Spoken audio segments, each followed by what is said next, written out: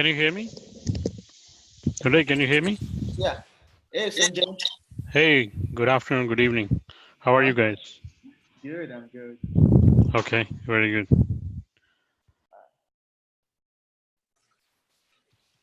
Hey all. Hi guys. No. No.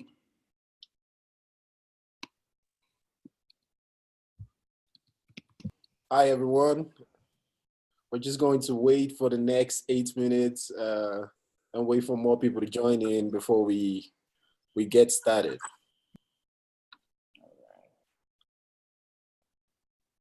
Make sure.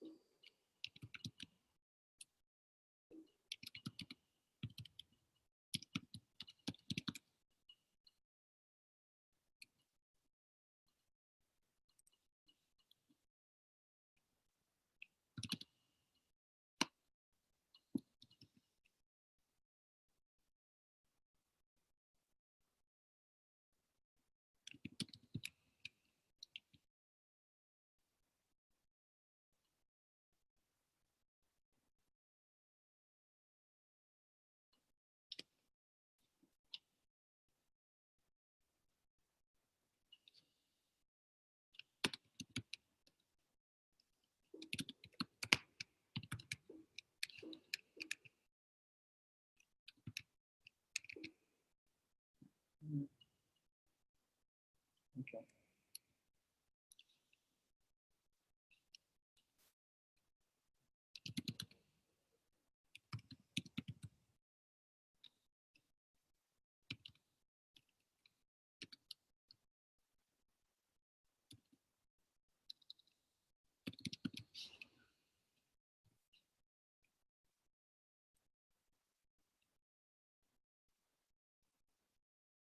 Hey, Tunde. Hey, So, what's do we up? know what is our agenda for today?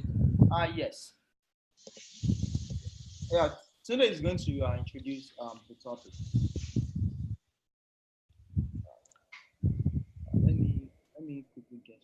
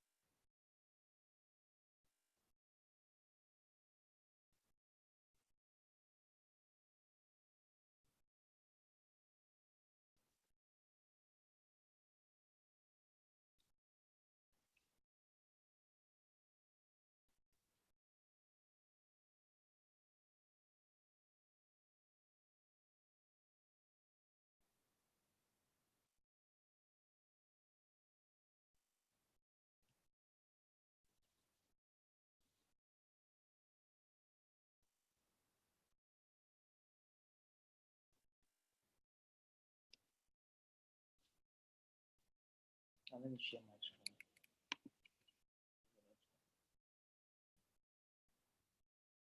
Right. Email that I sent. Getting some stuff ready. All right.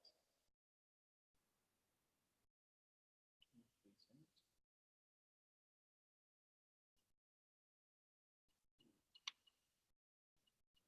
Let me share my screen. screen.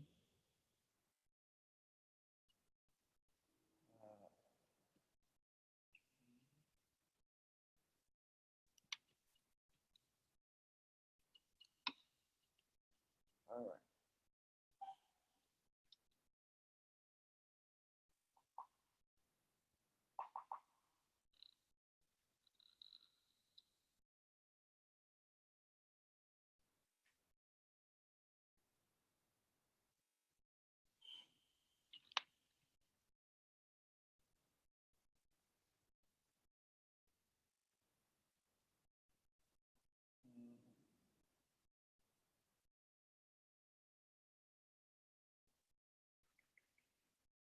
Hey, Tunde.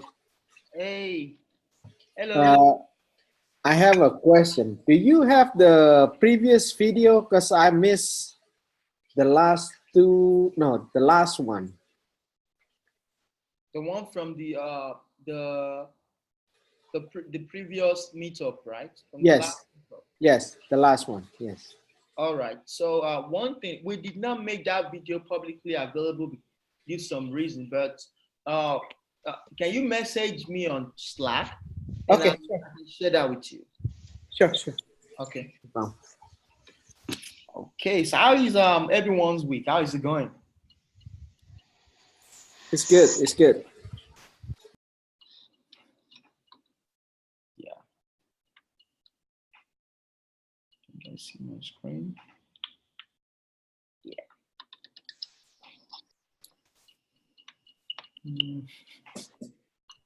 Hi, everyone. Thank you for joining us again today. Today, we're going to have the final series for the CK tutorial that we've been doing for the last couple of weeks. And today, what we'll be spending time doing is provision. Tunde is going to be showing how to provision a CA in a Kubernetes cluster and generating TLS certificates also for the purpose of using it in your Kubernetes cluster. CA, you mean to say Certificate authority. a certificate authority? Okay. Thank you. So Tunde is going to be going over that, and feel free to ask your questions. Like I said, this is the final series. I think at this point we've covered majority of what the exam entails, and like I and Tunde, we've been stressing since we started this series the importance of practice. I believe that with what we've done so far within the last four series and up until now is enough to actually get you to pass the certified Kubernetes administrator exam. And then we left this part there for as the last one because understanding how to provide the CA and generating TLS certificates kind of gives you a more understanding on how each part of the components of Kubernetes actually get to talk to each other securely.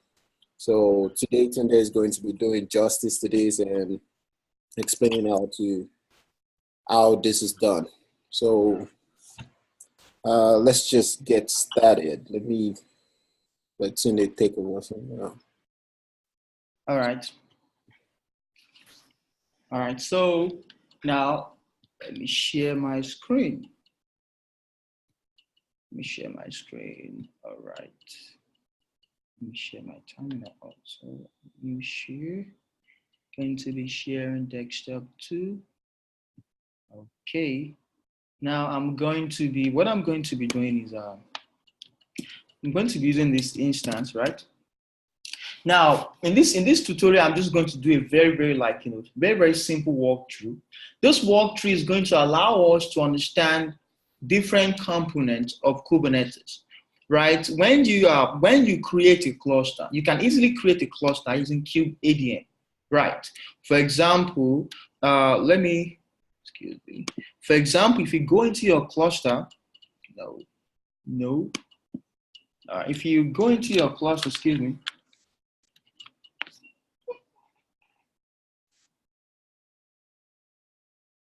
Now, if you go into your cluster, you will, if you go into your machine rather, you can actually go, provided you have Kubeadm installed. Let me do Kubeadm reset, right? Let me do a reset because I brought some stuff. Now you can actually do Kubeadm, sudo Kubeadm, init, right? And what is going to happen is it's going to generate a Kubernetes cluster for you, right? It generates all the certificates for you. Generates, things like the kube config for the kubelet, for the control manager, for the scheduler, for the admin. It generates all those files for you, right? But one thing that people fail to try to comprehend is what are the keys that are involved for this component to communicate? And it's going to be part of something you're going to be dealing with during the exam. Now, to give a breakdown, Kubernetes is made up of different components, right? We have the etcd cluster. In some cases, we have the master cluster, right? We have different components. Now, how do we generate certificates, custom certificates that is going to allow all these components to communicate? How do we generate those certificates? So that's the question. That's the, how do I say it? That's the $1 million question. Now, the standard way that most people tend to go about this is going to be a very long tutorial. For those who are just getting introduced to this is going to be a very long tutorial in the sense that there's probably going to be some errors that we have to resolve and stuff, but it's going to be a walkthrough of the process, right? Now, let me start the tutorial. The first thing, of course, that I already created my cluster. Now, Kubeadm creates some certs for you, and you can actually see those certs by going into etcd kubernetes/pki, which is your public key infrastructure, ls. You will see all these files that were generated for you. You will see them, right? Now, inside, this is for the API server. This is for the API server. This is for the API server to talk to etcd. This is for the API server to talk to the kubelet. This is for the front proxy. This is the CA, right? This right here is the Kubernetes CA file. I'm going to explain what that means. This is going to be the service account KPA, right? In a Kubernetes cluster, for those who are familiar with Kubernetes, there is something called service accounts. Now, if you describe those service accounts, they have what we call token. Now, those tokens are being signed by using these two KPIs. Let me quickly mute whoever is. Hey, Tunde. Yeah. Sorry for disturbing you. Are you recording, and will you be able to share this recording? Yes, I'll be able to share. Yes. Okay. It's already recording to the cloud. Okay, I'm not sure if you already got a consent from the people on the disclaimer that you will be sharing it for public. I thought we already, okay. All right, for everybody who were not in the meetup last time, we are going to be recording this. And for those of us who don't want, our faces to be in the video, because we are going to make this publicly available to our users, our members rather. So please, all you have to do is just, in the meetup app itself, there's a button that says stop video. All you have to do is just stop the video and you should be good, right?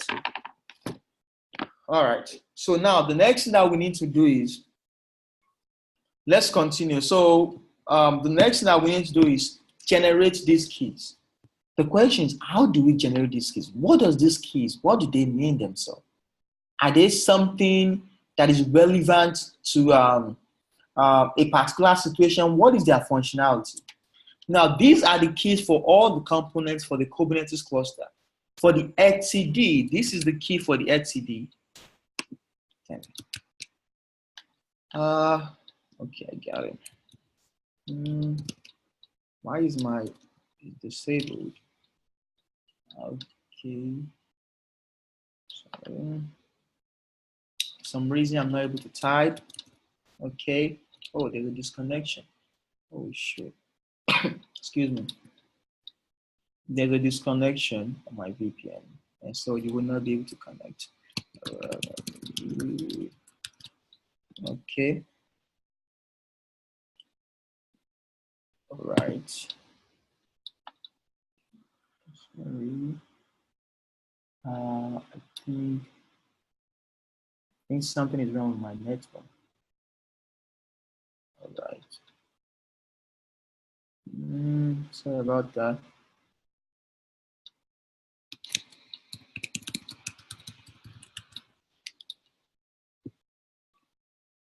Okay. This is not going to be fun. This is not good. Oh.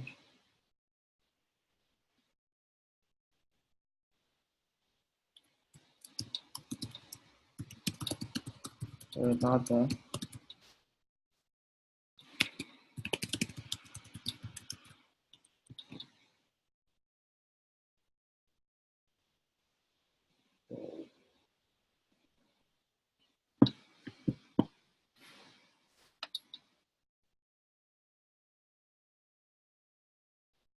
Oh, there's a problem with my Wi-Fi.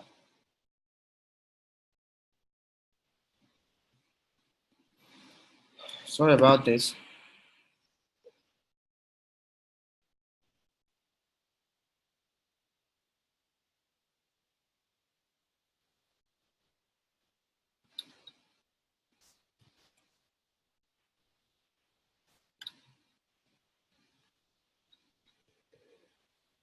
All right.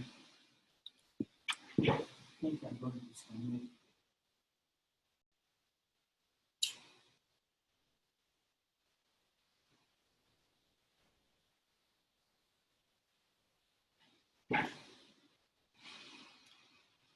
Hello?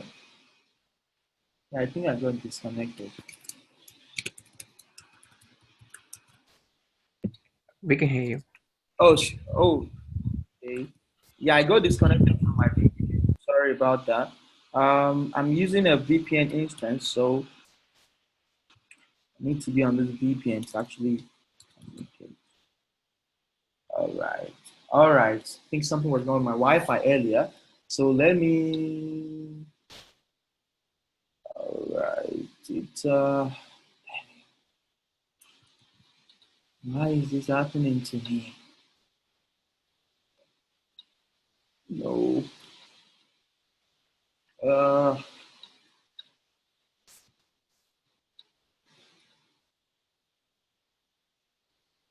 Nah.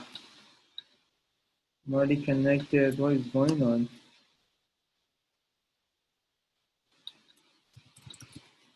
No. Using a private instance. Ah. All right. Looks like the VPN is not connected. Oh shit. No. All right. So much VPN. So much VPN. Net. I have a lot of VPN instance. I wasn't expecting that. Shit. Sorry about this. Um. 75, 682. I have to pull this out. Okay. Okay. All right.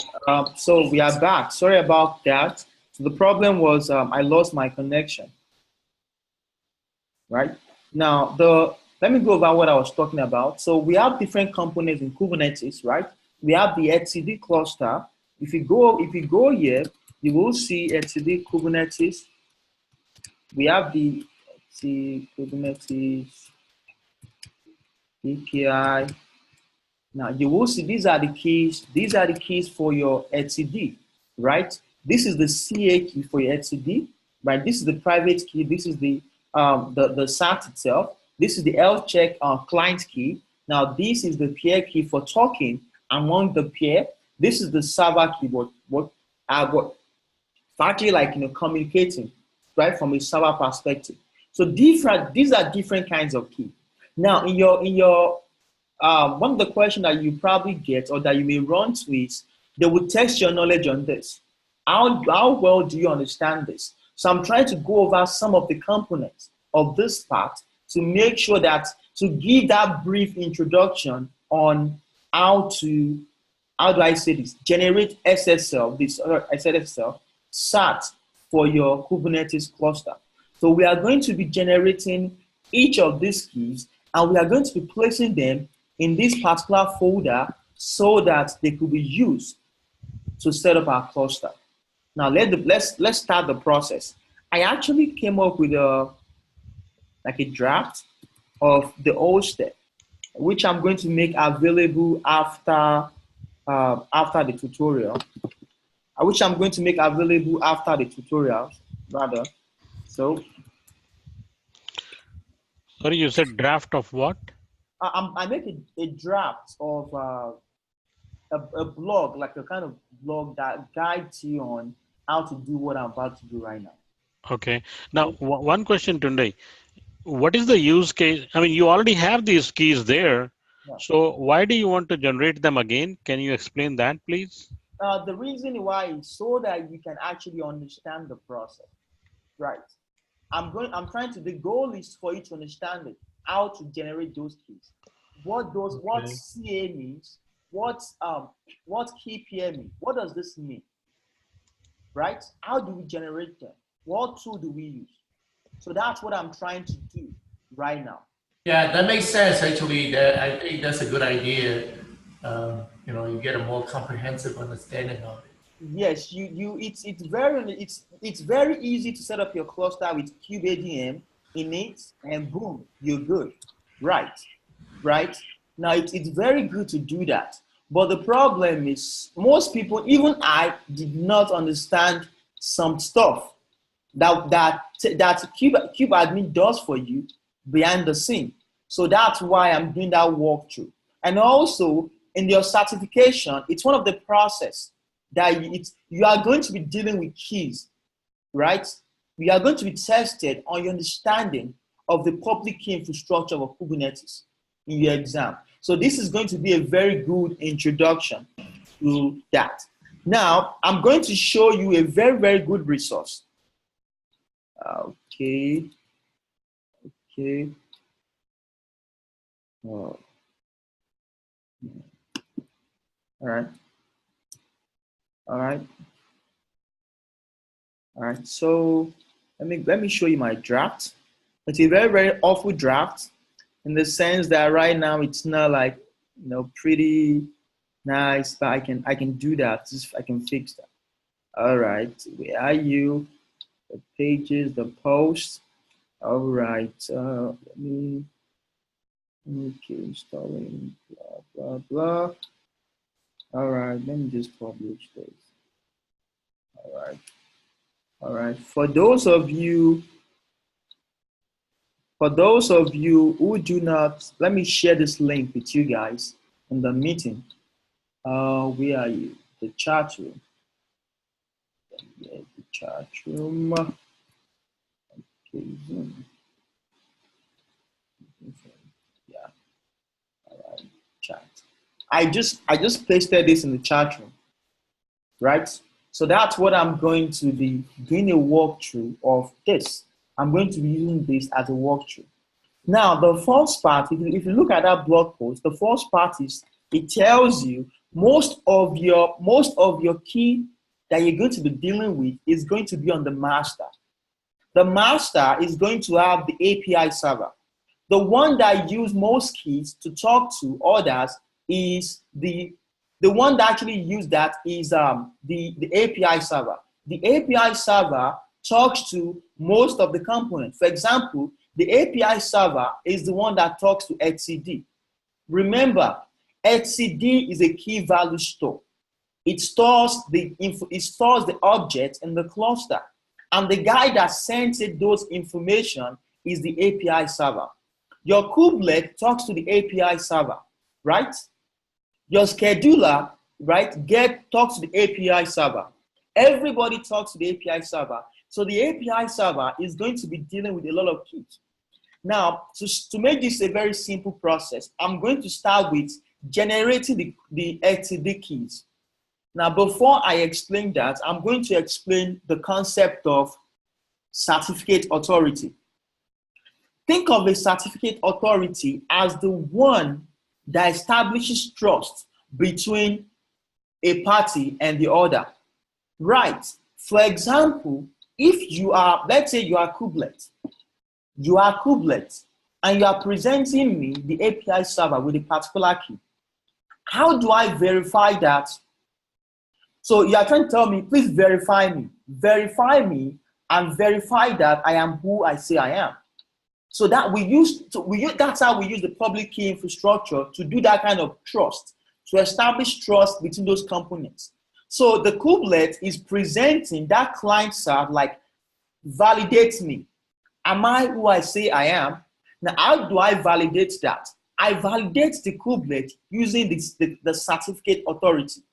Is this particular key that this guy is presenting to me, was it signed by this certificate authority? If it wasn't signed by this certificate authority, this guy is not who he says he is. Remember, your Kubernetes cluster, your API server, which is like, to me, is one of the most important parts of your cluster. In fact, the most important part of your cluster from my perspective. I mean, the etcd is very good for persistency, but the API server, because the security of the API server is very important. It needs to validate every connection. And right, so those clients need to present the right key that is signed by a trusted CA. A CA is the one that signs certificates. That says, hey, this certificate is legit. This one is not legit. This one is false. Reject this connection. Right? That's the importance of your public key infrastructure. Now, let's look at the etcd. In your etcd cluster, there needs to be communication. Right? They need to talk to each other. Right? We have the peer key to do that. The health check, right? The health check key to check the health of the cluster, right? We have the CA key. The first thing that we are going to do in this case is we are going to generate the CA key.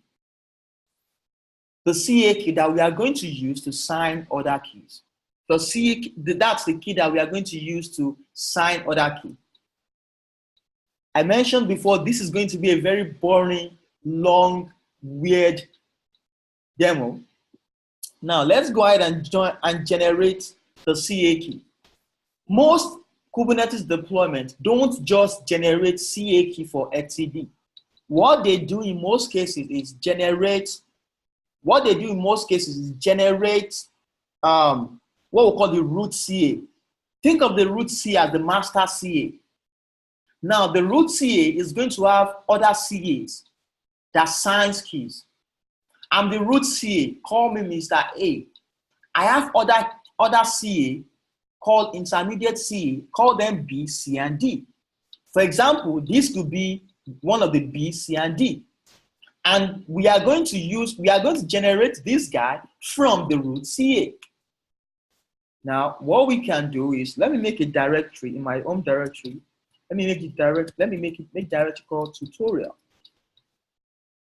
All right. We might not be able to finish this today because it's a very, very interesting subject. Now, let's make a directory called root. Right, let's sit into root. Now, in the root, we are going to generate the root CA. Now, before you can generate the root CA, for those who are following the blog I sent to you, before you can generate the root CA, right, you need some stuff that needs to be in place. Okay, join, right? Now, you need to define what we call the CSR. Think of it as like kind of properties. Think of it as a way to specify properties of what that particular key is going to be composed of. Think of it as that way. So in this case, I'm going to generate a root CSA called, so I'm going to generate it. Let me call it blah, blah, blah. I'm saying this, the name is going, this is going to be the name. The key is going to be RSA. Is going to be of 4096 what? Bit. This is the expiry. This is when it's going to expire. Right. Now let's go ahead and do that. Does anyone have any question right now? If you have any question, please stop me. I will be more than happy to explain some stuff that I might skip over because I'm trying to get this completed within the allocated time. All right. So think of this as a profile of what the root CA is going to be composed of. Now, there's a tool called CFSSL. It's by Cloudflare. As you can see from the word CF, CFSSL, that is what in most Kubernetes tutorial will be used to generate your certificate. Now, let's go ahead and generate our root CA. All right, root CA. Let's go ahead and do that. All right, this is my root CA. All right, oh, shoot.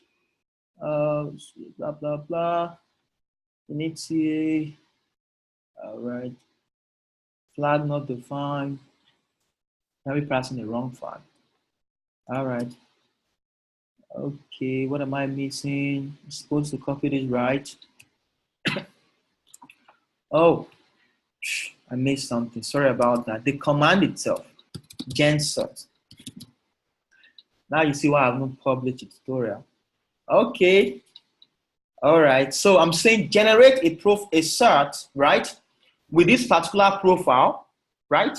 And this, if you run this by itself, it's going to generate a bunch of weird information. This actually packages it and save it as these files.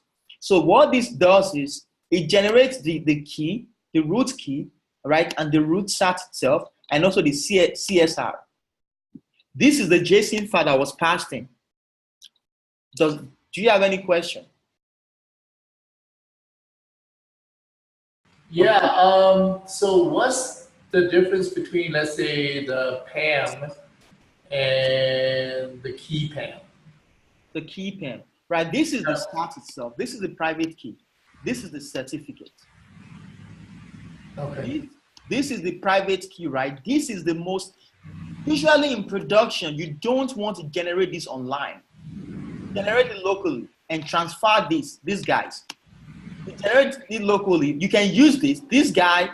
You can. I mean, if this is exposed, I mean, it's a problem, but it's not as much of a problem as this guy. This has to be this is your most secure key, your private key, right? So this is the private key. This is the cert itself. Let's look at the component. Let's look at what they are composed of. All right, as you can see, it tells you directly, I'm a private key. And this one tells you, what are you? What are you? I'm a certificate, right? So that's, sorry, did I? Yeah, I understand. Nice. Nice. All right, so we have the root CA. Now the next thing that we need to do is generate the intermediate CA. Now we are going to be generating 3 intermediate CA. Think of them as sub CA. They are the one that we are going to be using to sign other certificates. All right, the first one is going to be the CA that is going to be signing the certificate for HCD. HCD cluster needs to communicate, but that communication needs to be signed by somebody. The intermediate CA that we are going to generate in this case is going to be that guy that will be signing any cert that will be presented by one HCD to the other. Let's go ahead and do that. All right. Okay, I'm not going to start with you. It's very boring. So let's start and let's generate the HCD CA, right? Now we need to define a profile, what the CA is going to look like, as usual, right? So let me generate the etcd CA. You know what? Just to make a directory. Let's call it etcd. Let me seed into that. Which is a command that allows you to make a directory and just seed into it. Just one command. All right. So now this is going to be the profile of our etcd. It's going to be, the algo is RSA. For those who are, we have RSA, then we have another one called ECD, MA, if I'm correct. We have different kind of algorithm for keys. But in this case, we are going to use RSA. And this is when it's going to expire. So let's go ahead and create this file, cats. All right, let's go ahead and create this file. Okay, I need to copy you also. Let's go ahead and create that file. Boom. All right, the file has been created. So this has a profile of what kind of key are we trying to generate. Now let's go ahead and create a CA key. Right, a CA key. All right, a CA. Well, all right, let's go ahead and do that. Boom, boom. Here we go. Now we have the same thing that we had earlier, the same thing as the root CA. And if you notice, they were all created by this time. Now, one thing that we want to go ahead and do is we want to use the root CA to sign this CA. Right. The root CA has to sign this to be, and for this one to be able to sign other certificates. Right now, this cert is practically useless in the sense that it cannot sign other certificates. Right? So we have to use the root CA to sign it so that any certificate that this one generates is going to be valid. Does anyone have any question? All right, so I'm going to assume this is the command to do that. All right, let me explain the components. As you can see, the command is cfssl sign -ca, the certificate, the key, the root key, right? The config of the root, right? The profile of this particular the profile of this particular cert CA that we are trying to generate.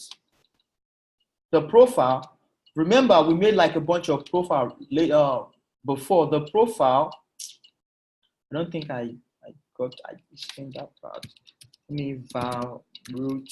For those who missed, I don't think I explained that part. Root CA, the root CA.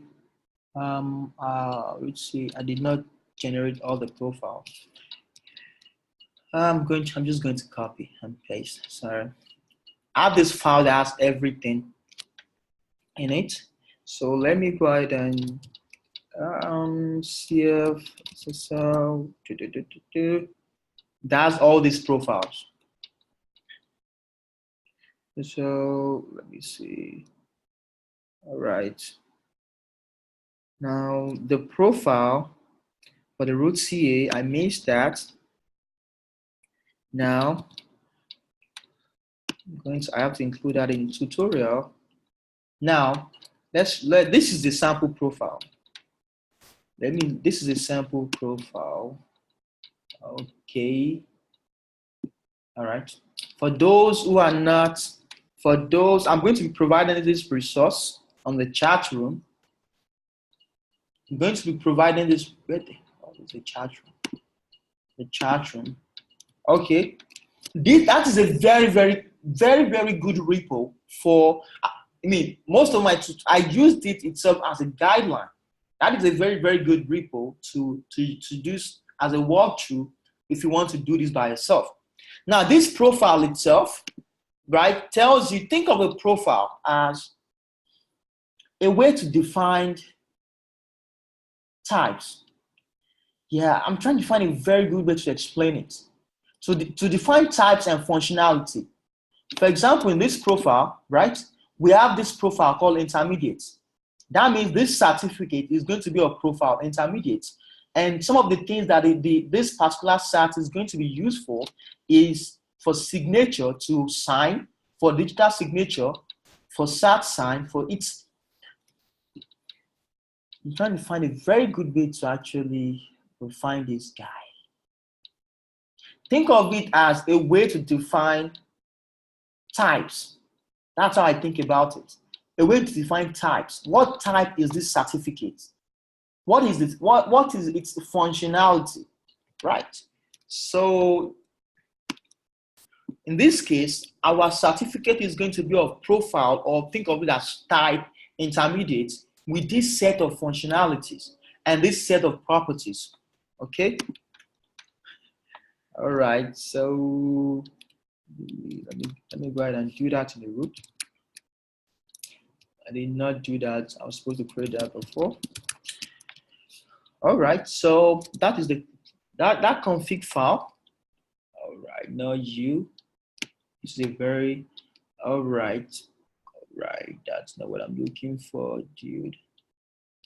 Okay, let's go ahead and sign this because we are taking. Let's go ahead and sign it. Now this is the command that we do. This is the command that we use to sign it. What are the components of this command? Yeah, very. Okay, there we go. Oh, command B. Damn it. I think missing my copy and paste. I need to upgrade my copy and paste skills.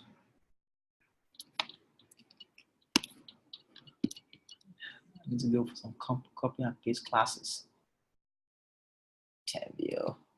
All right, so I'm going to be using this guide for copy and paste. This is it, right? Now, what does this entail? This saying sign this particular certificate with this root information using the profile intermediate. Now, the wrong one.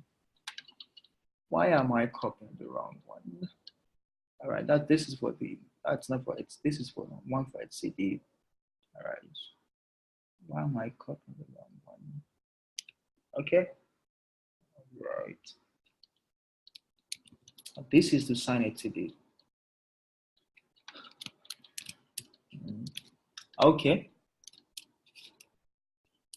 So we want to sign etcd. So using the root credential, pick the profile, use this profile, and use this CSR that was generated from the last step, and save this as etcd-ca. All right. So go ahead and do this. Where? Okay. Generate. All right. So if you go here, you will notice that the time on this particular certificate has changed compared to the rest, and also this one also changed, right? So the etcd-ca has now been signed by the root CA. So anything the etcd signs is going to be valid also for the root because it's an intermediate CA. So if the intermediate CA signs a certificate, it's also going to be valid for the root. Now, okay, enough talking. Let's move really quickly with this. Sorry about that. Let me move really quick with this. Okay. All right. So now the next thing we need to do is, this is for the etcd-ca. Now the next thing that we need to do is generate the CA for the Kubernetes component.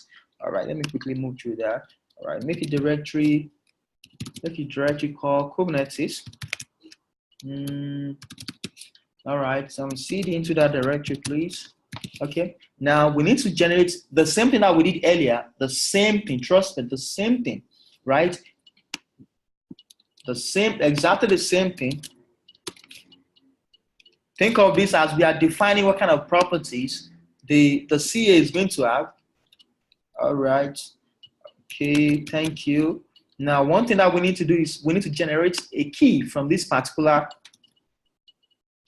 trying to make sure we make it. Yes, boom. Go.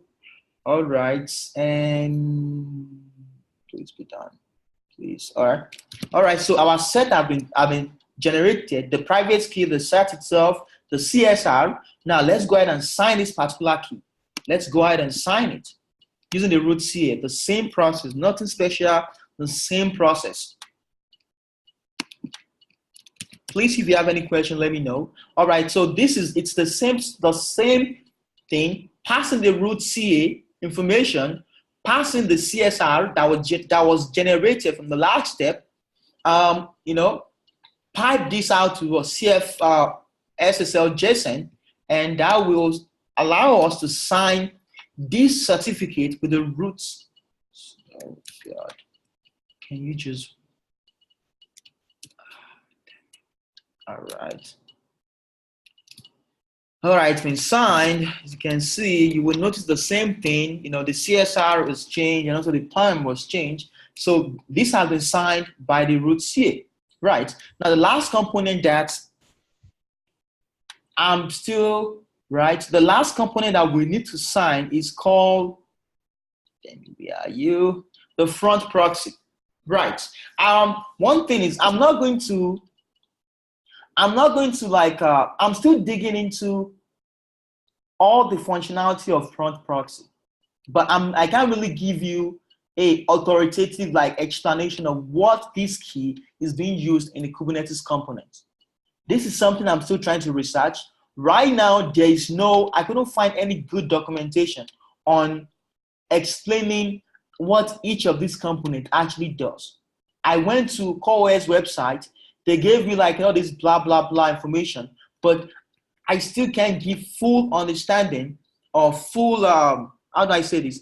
Full explanation on how it's being used in the cluster. I can explain this to you. etcd, I can explain this to you. But how this is fully being used, right? That I cannot fully explain to you. But I know it's one of the required components. And how to generate the key, that's what I'm trying to show you right now. Once I get a full comprehensive understanding, because to me that is very important, I'm going to update this blog with that information. All right, so let's go ahead and do something fun and generate the CA for this the front proxy. Okay, I'm trying to understand. I just used this guy. I stole from this guy. All right, so I'm going to make a directory call front proxy. All right, cd front proxy. Let's go ahead and generate like the profile. This is just think of it as a way to define properties, just like I explained earlier. What kind of RSA, what kind of algorithm are you trying to use and the size of the algorithm. Don't worry about the details. The CF SSL knows how to handle it. Now, the next thing that we are going to do is we are going to generate a CA from that, and we are going to sign in.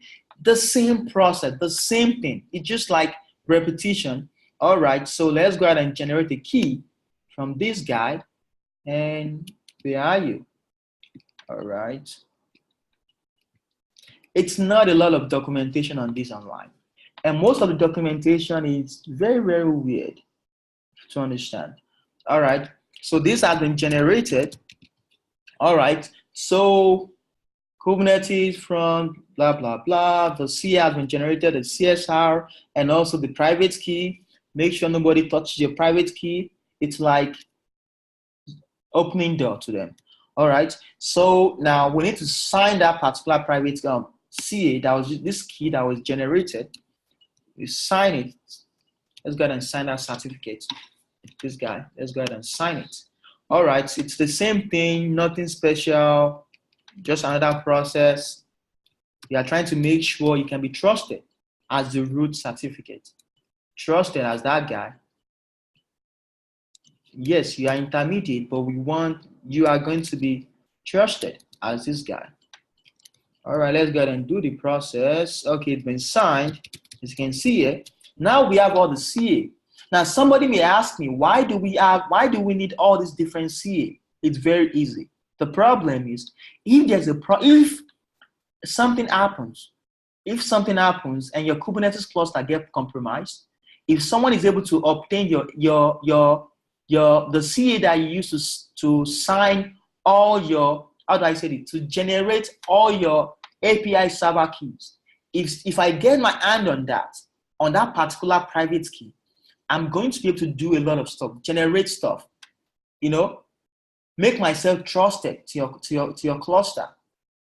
So it's a vulnerability, but by having a root CA, if I know that key has been compromised, I can revoke it and get a new one.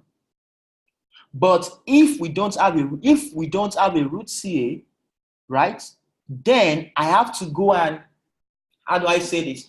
I have to go and change, how do I regenerate all the client key that we are going to see in subsequent steps. I have to generate the client key to talk to my etcd, generate the client key, you know, for all the different components, right? All right, that is why we use root CA in most cases. Now let's move on to the next step. The next step is let's generate all the keys that the etcd needs to talk to each other. What keys do they need to talk to each other? Now we are going to define different profiles. Now one of the profiles that we are going to define is the server, the client, the peer. This is for the keys, for the client keys or the peer keys to talk to each other. This is for the client keys. This is for the server key, right? This is for what? Signing. Some of the properties that the server key has is what? Signing, key encipherment. For this one, signing, client authentication, peer, as you can see, the peer, right? Kubernetes cluster kind of talk to each other as client and server, right? They switch roles, right? So peer key allows you to authenticate as a server, to authenticate as a client. And it expires in 8,700 hours. All right, so let's go ahead and grab this profile. Let's go ahead and grab this profile. And boom, boom, boom. All right. Now I'm going to go ahead and make a new directory. I'm going to call it PKI. Not really. I'm not going to call it PKI. I'm going to call it the API. Just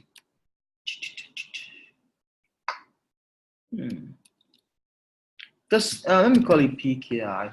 It's direct. Not yet. It's fine. Let me call it PKI. CD into PKI. All right. Now PKI is where we are going to be generating all these keys. That is why I'm trying to call it. I'm trying to avoid the word PKI because the extension is going to be different, but that's a different topic, right? So all these keys, I want to put them in the PKI. All right, let's start this process. Let's start the process. All right, so the next thing we are going to do is etcd server key. Okay, that's the key. That's the PKI. The next thing I need to do is cd into the etcd. All right. Now these are the etcd. Let me go ahead and generate all the client key, the server key, and the peer key. Okay. All right. Talk too much today. All right, so this contains our profile, right? The profile that we are going to be using. And now let me go ahead and generate the server key. To generate the server key, one thing that you need to do is you need to specify like a properties file, like a JSON file of which host the key is going to be valid for, right? The algorithm and the size. So if you look at it, I'm saying that this key is going to be valid for this host. This key is going to be valid for this host, right? For this host and for this host, right? So let's go ahead and do that. Okay. Thank you. No, I missed something. Oh, I missed something, definitely. Yeah, for those cats. Yeah. I'm going to update this blog once we are done with this tutorial. All right. All right, so blah, blah, blah. We are good. Okay. All right, so let me go ahead and generate like the server cert for this guy, the server side for this guy is going to be this. This is a very, this website has a very weird, all right, let me generate the server side. Okay, all right. So yeah, all right. So we have the etcd server CSR, right? The private key, the certificate itself. Now let me generate for the client. Okay, let me generate for the client. And where are you? All right, the client, where are you?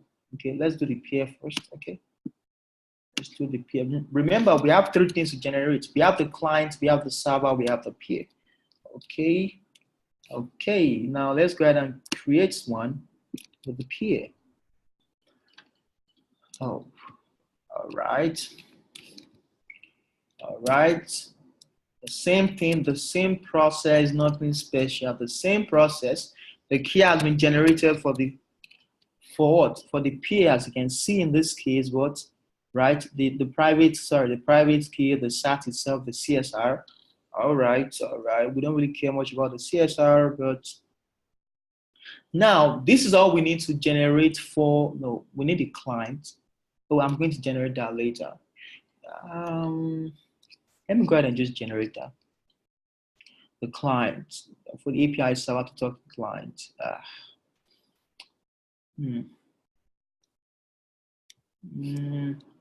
It's fine. This is not necessary right now. All right. So right now I just generated the peer and the server itself, right? So the client key is going to be something, right? I'm going to be passing to the API server. So right now, just generate the server key and the peer key. Does anyone have any question right now regarding this?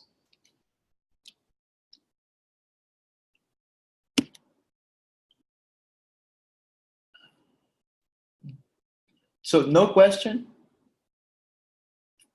All right, so I'm going to move on to the API server, right? The API server is one of the most important components in the sense that it has the most keys. Yes, you have to generate a lot of keys for this guy, right? Because it needs to talk to different guys.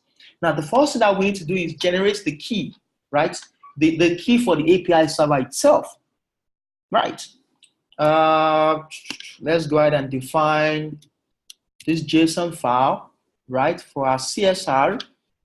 All right, this is going to be like a profile, like properties of the key that we are trying to generate.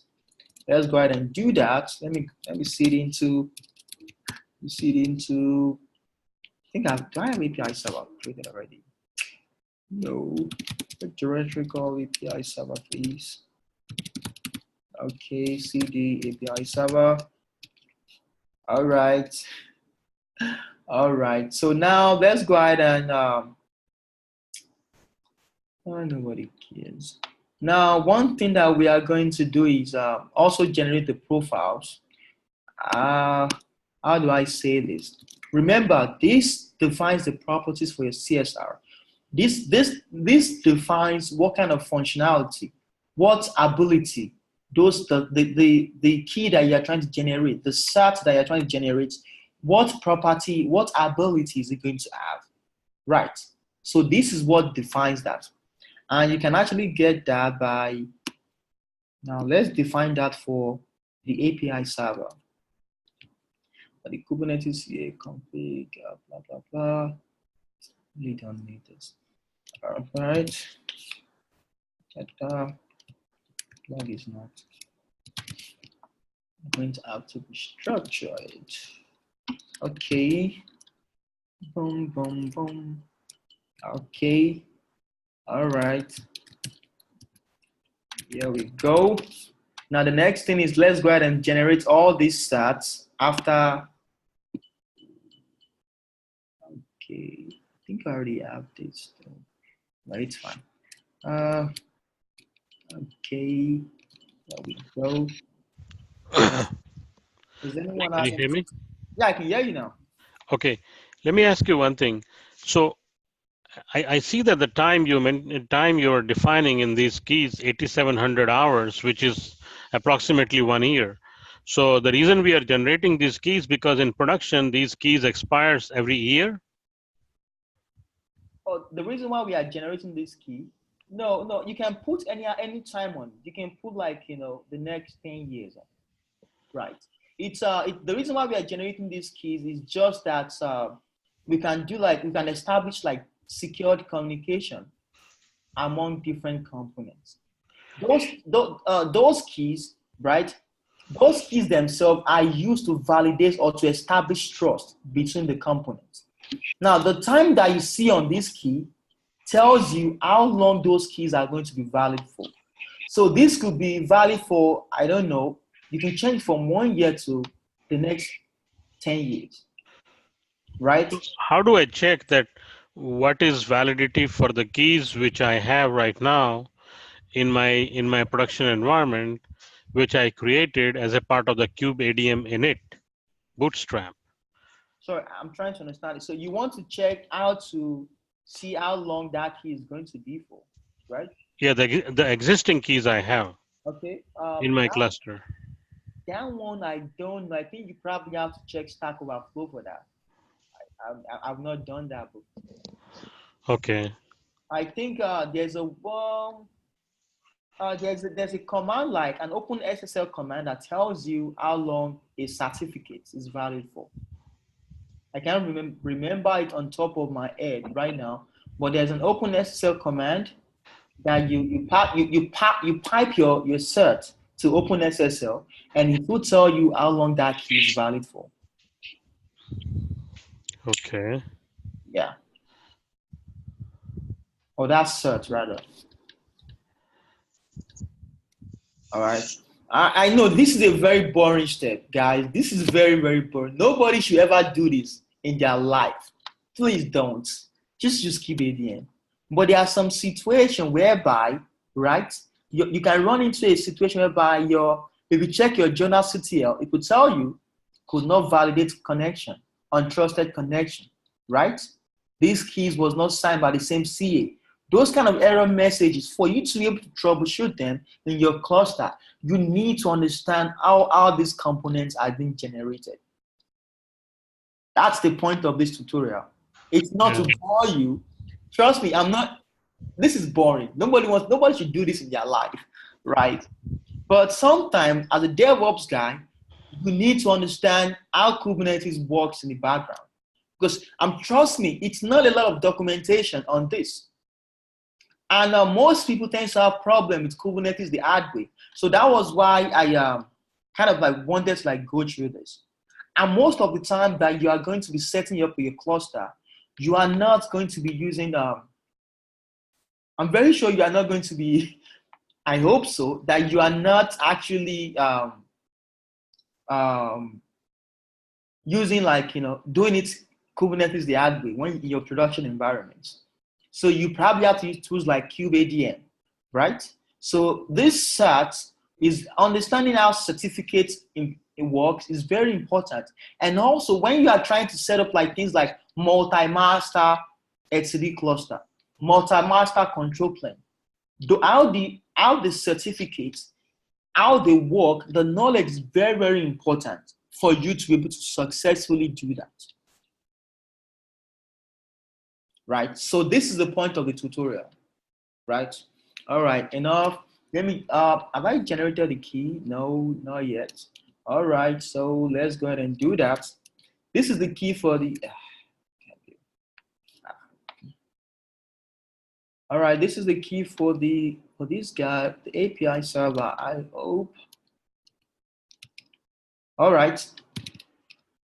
Sorry, so we have the key for the API server. I'm trying to catch up with time. We have the key for the API server, right? Now, the API server needs to talk to the kubelet, right?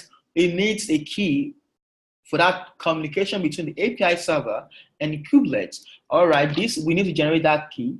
And I'm trying to do this as soon as possible. To do that, just follow the step in the tutorial. And yes. All right, so let's generate the cert itself. This tells you the properties, right? Let's generate the cert itself. the certificate itself. For some reason, the highlighter is very, very awful. All right, did I have a key on Kubernetes? I think I did. All right, did I? Okay, all right. All right, thank you very much. It's okay, that one has been generated for the communication between API server and the couplets. The client set has been generated. Now, one thing I mentioned also, like for your service account, right? For your service account, for those who have worked with Kubernetes, your service account, we have what we call a token. Now, that token has to be signed, right? To the key that is responsible for that signing is this guy, the SA key. Let's generate the key itself. All right, now let's generate, excuse me, the public. All right, the private key and the public key. Let me go. All right, so this key is for what? For you to be able to generate those tokens. For the guy that generates those code, that particular service account token is called the Kube scheduler. That's the guy that does that. Now it uses this particular certificate to do that. Okay. All right, now the last part from my perspective is generating the client certs for this particular front proxy. Okay, all right, for those, it's the same thing. Just copy this instead. So that's not going to do like, okay, a front proxy. Now these are the, how do I say these? The profiles. These are the profiles. Now these are the properties of the client side that we are trying to generate. Okay, just do this. Okay. Okay. All right. Now let's generate the client certificate. Has anyone ever worked with this before, like having to generate your own certificate yourself? I know a lot of people that work on-prem does that.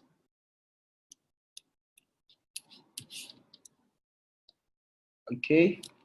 Now we are trying to right? We are trying to sign this certificate. We are going to generate this using the intermediate CA that we created earlier. Okay, I think, all right. Blah, blah, blah.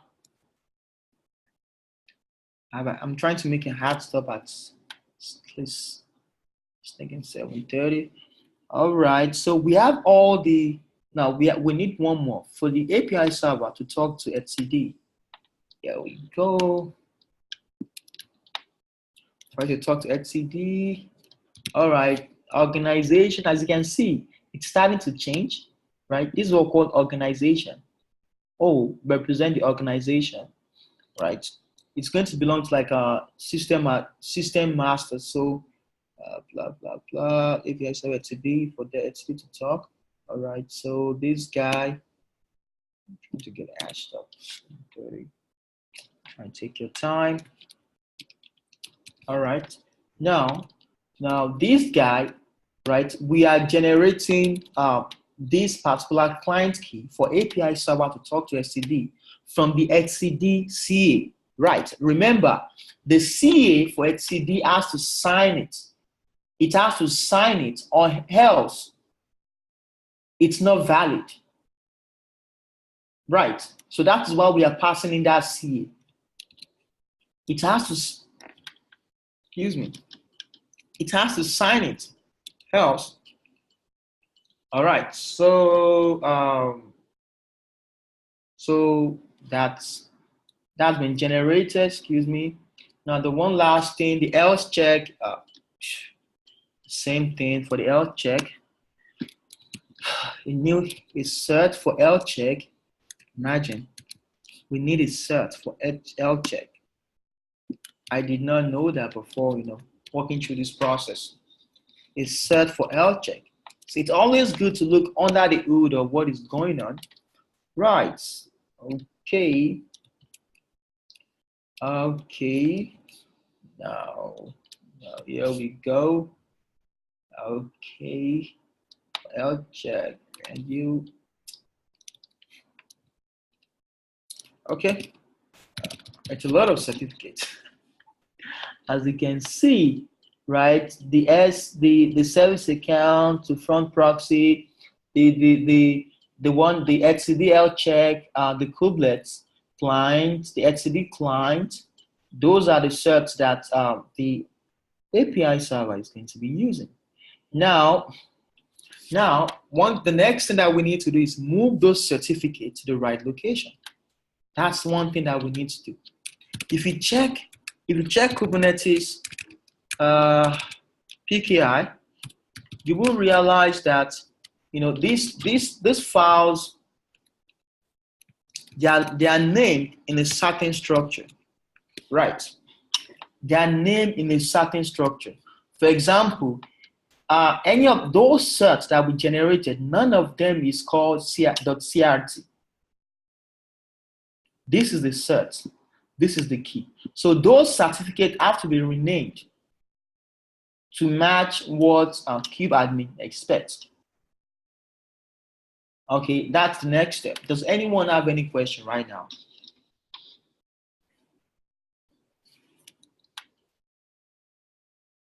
Does anyone have any question right now? So can you show what exactly we need to rename as cert Yes. Remember, from the one which we created just now? yes, if you look at this, right? For Yeah. example, the API key itself is not, it's named API.key, right? So this has to be renamed to the proper format that Kubeadm expects them.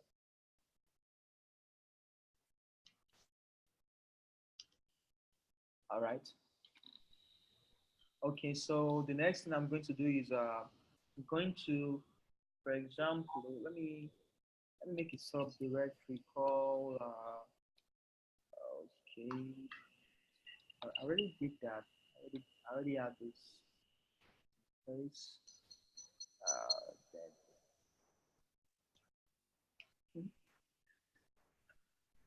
All right. So So this.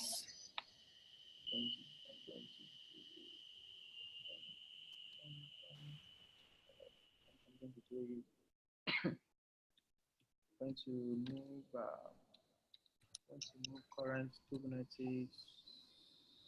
I'm going to PKI. I'm going to move it to, we call it PKI. But two. Okay. Okay. All right. So and also I'm going to move. I'm going to move. TD Kubernetes Kubernetes dot PKI. I'm going to make that directory, and I'm going to also make this directory TD. All right. Now this is all you need. This is all you need. This is what you need. So okay. The first thing I'm going to do is I'm going to do this. As you can see, this command, what this command simply does is it simply copies the Kubernetes CA that we use to generate the API server key, copy them as ca.cert, right? Now, the next thing that we need to do is copy, we need to copy the etcd ca, right? The next thing that we need to do is copy the server key. The next thing that we need to do is that's the cert rather. Copy this the server key. Now the next thing that we need to do is the peer key. That's all for the that's the peer key. We need the peer cert itself. That part is missing. All right, so that's all the keys that we need for the etcd. Now we move on to front proxy. Okay. All right, we copy that key. This is the search rather. Now let's go ahead and copy the private key. Good. The next thing that we do is the API server itself. The API server key, we copy it, we rename it rather. Rename it properly. Rename it properly. All right. So that's the private key and the certificate. And the next thing that we need to do is the API server Kubernetes client. All right. Boom. That is that is copied, and this is copied. Now these are the two keys that we need for API server to talk to the kubelet. Now we need to generate the etcd client key for API server to talk to etcd. All right. No, I think I'm just copying the wrong thing. No, I'm not copying the wrong thing. That's right. All right. The next is let's copy the L check. Oof. All right. Nice. So that's for the else check. The last thing is let's copy the SA key, the public, and the public and also the private key. Oof, nice. All right, let's make sure the keys that we have all the necessary keys, right? So if you ls Kubernetes PKI PKI2, which is the one that was generated by Kubeadm itself. All right, that's the key. What about this guy? Okay, what can we be missing? We are missing keys for the front proxy. You have to make sure the keys that you have are correct. So we have the CA key. I think we are missing one of the CA key. Yeah. Okay. Did anyone else see any key that is missing? All right, the CA key. Okay. There we go. CA dot key.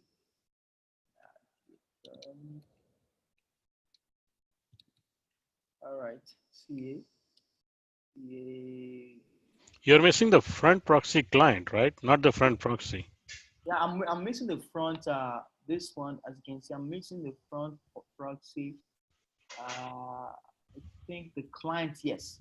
Yeah, not the front proxy. Not the front proxy. Okay. It's very weird. It's like you have to make sure all those keys are in place, or else this guy will start telling you, this is missing. All right, so the CA key has been copied over. I'm missing the front proxy. Where are you? The front proxy CA, and I'm missing the front proxy client. All right, where are you? The front proxy client. Oh, I didn't write that down. The front proxy client. Where are you? The front proxy client. I did not copy that down. I'm going to do that right now. Just need to copy them over. This is very interesting. Kind of enjoying it. All right, so we need to copy this guy, this key, this guy right here. We need to copy it, And this and one above the JSON. which one? The one above the JSON? Oh, this no, we don't need to. No, These are before yeah, this one, the other one, the CSR, no? no the CSR. We don't need the CSR. The below one, the This, PAM? this is the one that we need. Okay. Yeah, But on the originally you had like two keys, right? Two client keys. yeah, I had two client keys, right? I had One the certificate and one the key. yes. So this one is going to be the key, but which one is going to be the certificate? No, this is the key, right? As you can see, this is the key, right? Now Yeah. this is the certificate on that. Okay, so you have both of them. Yeah. So I'm trying to just prepare the command right here. I'm working on different terminal. So it's FYI. All right, this is actually fun. Dot key, nice. All right, dot key. And then the next thing that we need to do is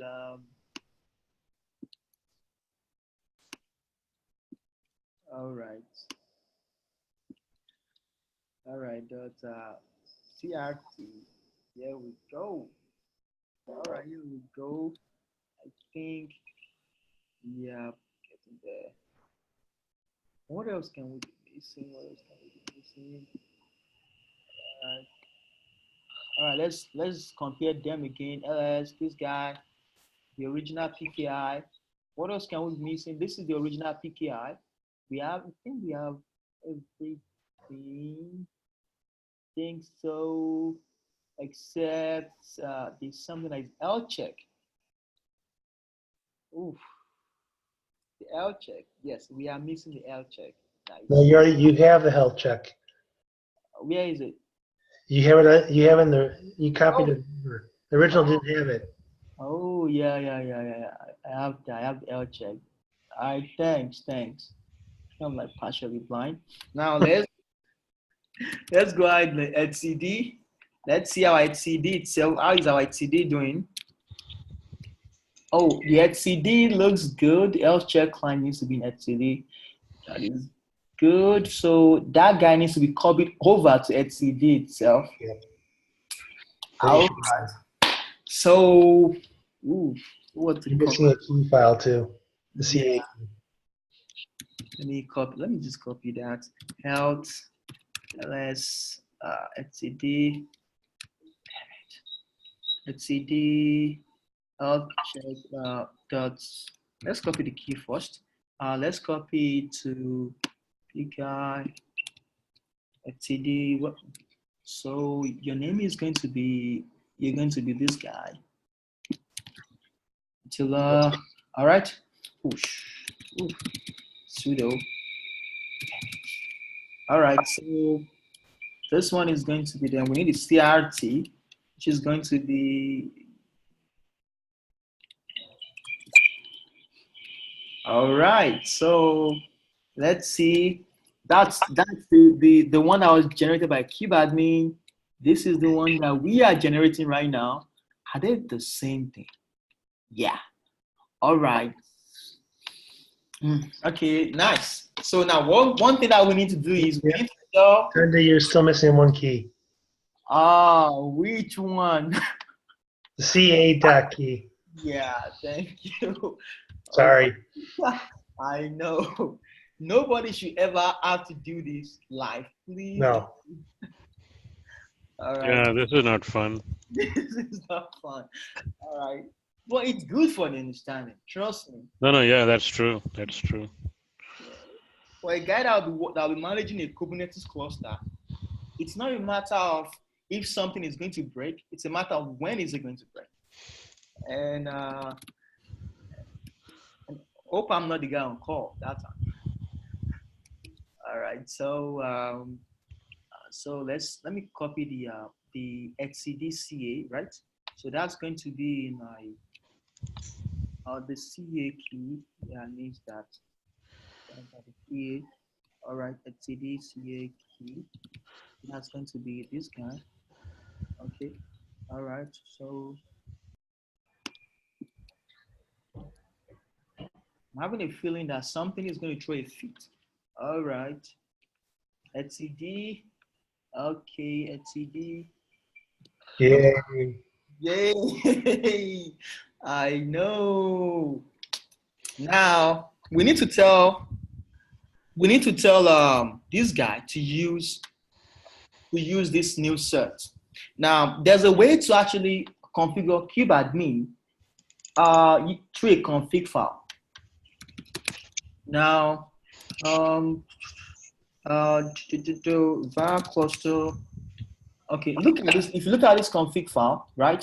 This is a config file that I can share with the rest of the team if you guys want. It allows you to configure etcd. Sorry, I said etcd Kubeadm through a configuration file. Note that this is not in a stable state. This is not even in beta. This is an alpha feature of Kubeadm. Configuring Kubeadm through a config file. It's even yet to move into beta, right, before stable. So, but this is what I use to configure Kubeadm. As you can see, it has different components. I'm telling you that, hey, make sure that my API server is advertising on this IP address, and the bind port is 4443. Remember, in most cases, the bind port is what? 6443. Yeah. Exactly. But I was like, I don't want that. I want something else. This is my authorization mode. This is my API. As you can see, it's still alpha. And this is my audit policy. I'm telling you that, hey, use this particular certificate directory. This is my cluster name. This is my bootstrap token. So the bootstrap token is what allows other cluster to join, for you to join other nodes into your cluster. Right. But in this case, I'm specifying what the bootstrap token is going to be. I'm saying the bootstrap token should be nothing but hello dot my name is Tunde Ola. That's it. Nothing else. So that's the bootstrap token, and it's going to be using for signing and authentication. This is my etcd. You know, just it's a bunch of variables. For those who are interested, check it out.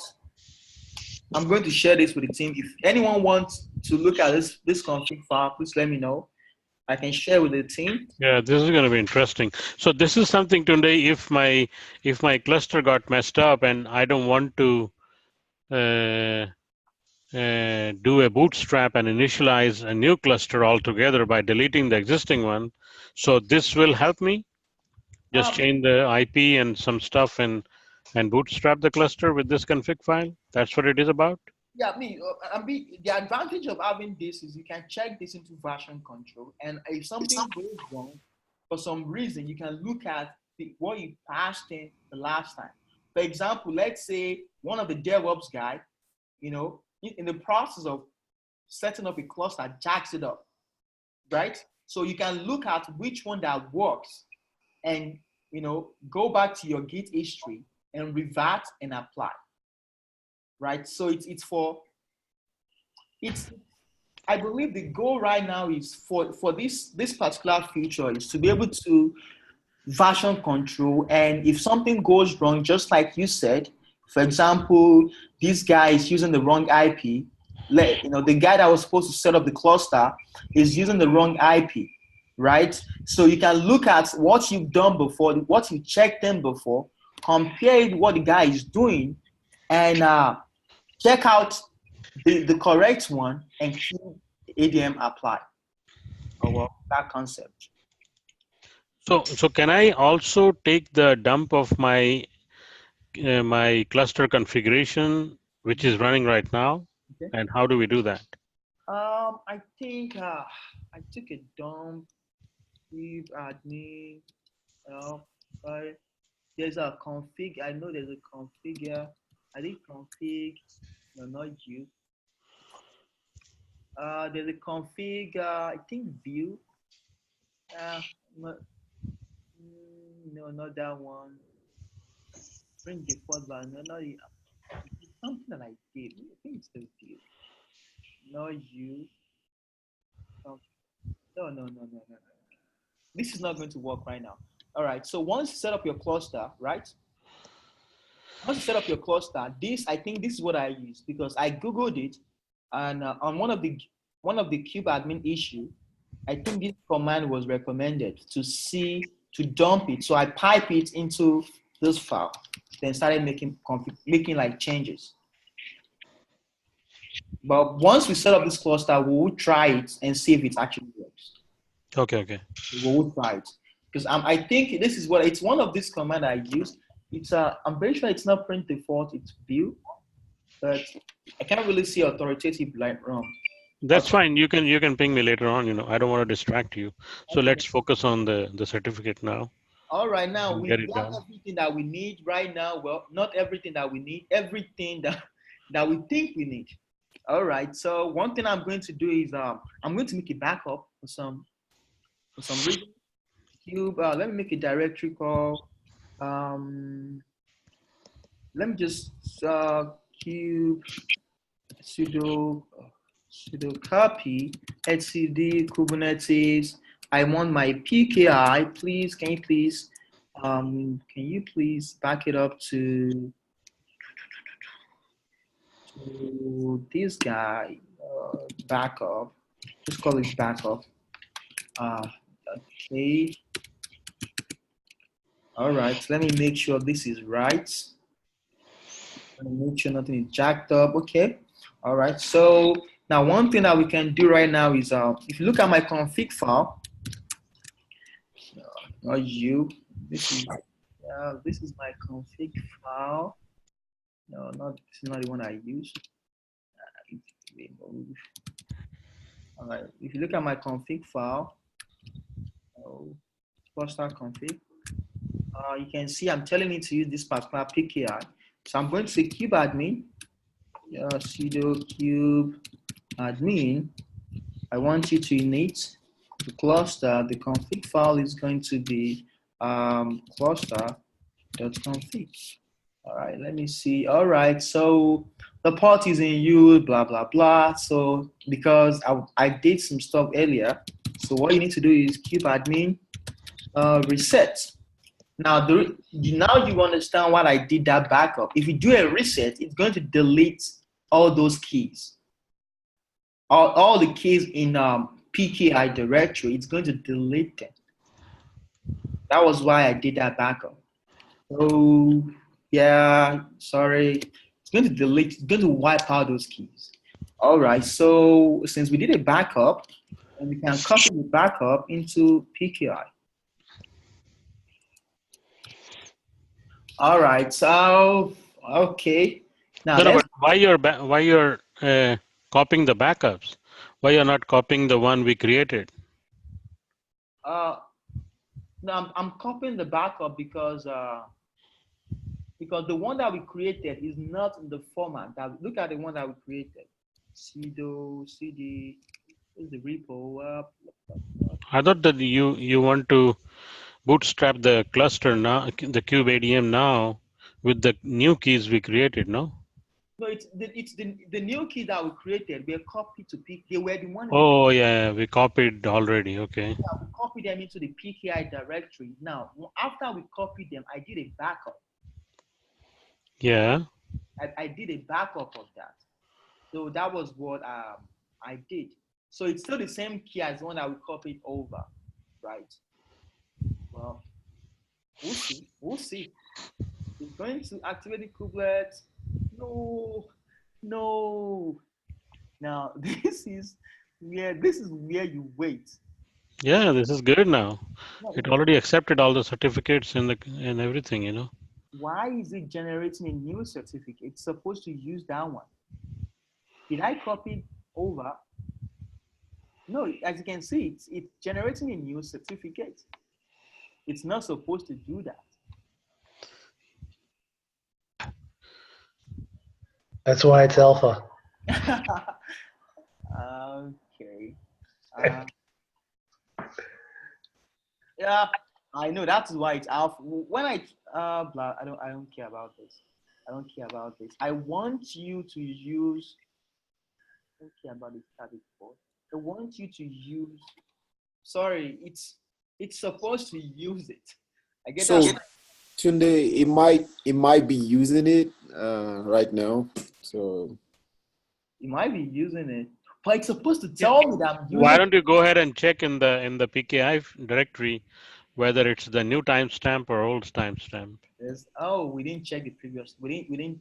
Well, we can see. We will be able to see because it's supposed to complain that hey, there is something in this directory. But I think when you reset it, so it might have deleted what we created earlier, no?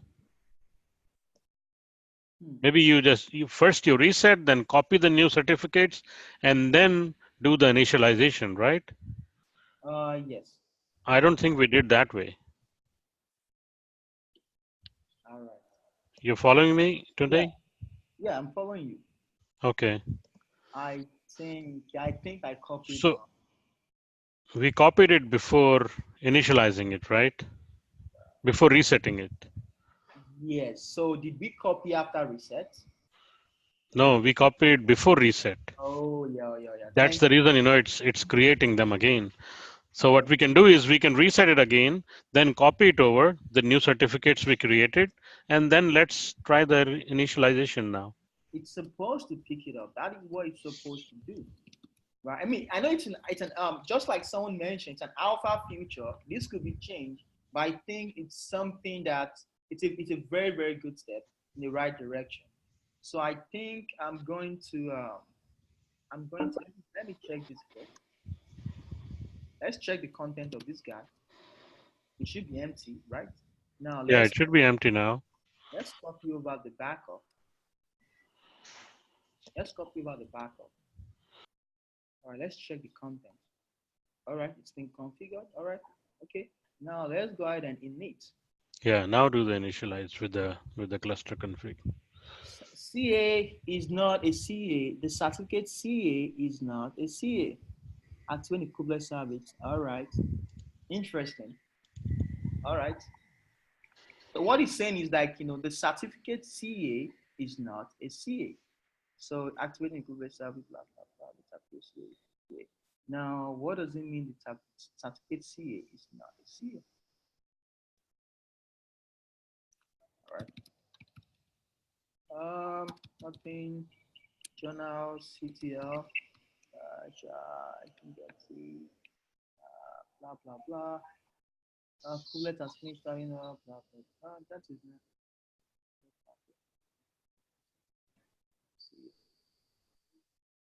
I think one of the files that I copied it wrong.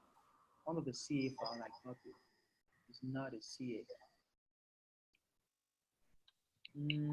Let's check our CA file.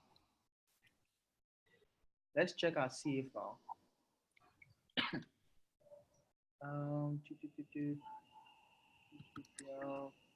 PKI.